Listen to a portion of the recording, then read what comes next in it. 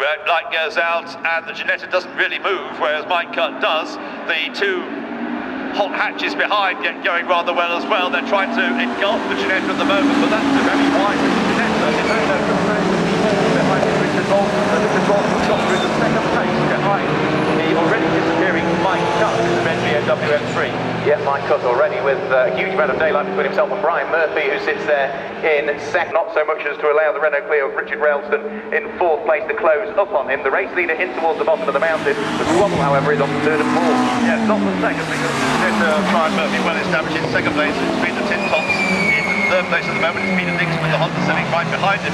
96 Richard Ralston. So although Richard Ralston didn't get a good start, was second into Coffin, he didn't hang on to that, so he's dropped down to fourth place at the moment. In fifth place is the Peugeot number 15 of David Cox, which had a good third place finish in the rain in the earlier race. So that battle is for the first time. Mike Cutt using the BMW to its full extent. There's nothing that Brian Murphy and the little Ginetta can do to stay with him.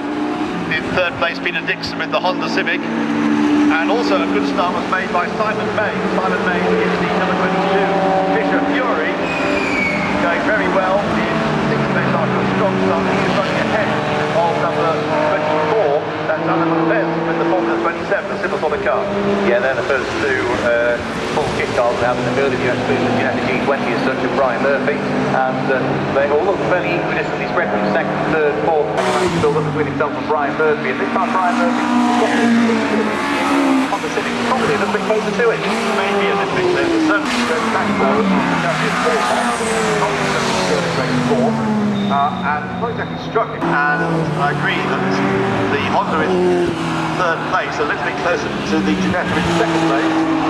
Richard Bolton goes through, David Cox goes through side by side with the big car, and Simon May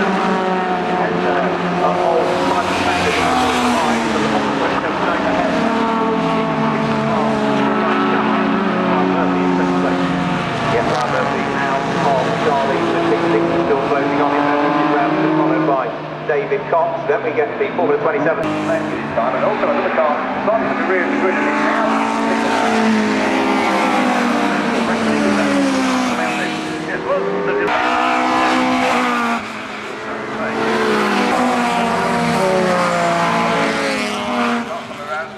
it's already got quicker than that, but of course it's now first right. Series for Fiestas, and interesting contrast there between the two.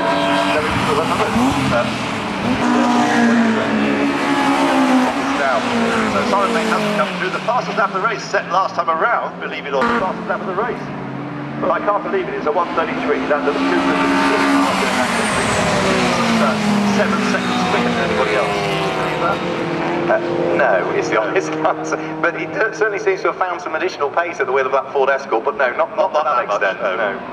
Right, the leader's gone through for the fifth time. Fourth time.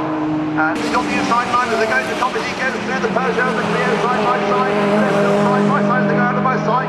Mark will tell us in a moment whether they're still side by side as they go to his side. But this is for Charlie and heads down the straight. He's got the extra straight line speed at the wheel of the Peugeot. Once more, Richard Railston hangs on to the right hand side of the circuit so as to give him the inside line when they get to the park corner. David Cox gets down to the back market. Michael Stanley, this is said very easily indeed, does Michael Cutt.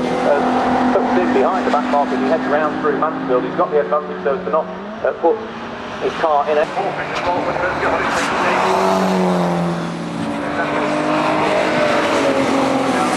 Murphy in the Ginetta G20 in second place, and the Peugeot in third position despite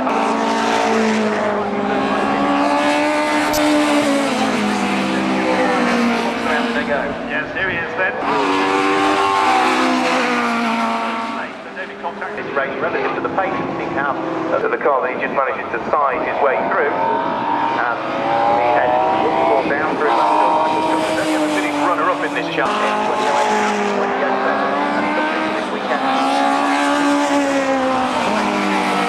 That won't do his championship ball. Just the 3 drivers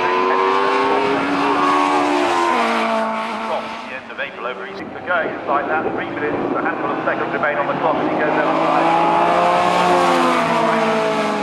And second place, Brian Murphy. with Richard Railston all men by Peter Peter Dixon, the city. He lost further ground. With Peter Dixon leads his class.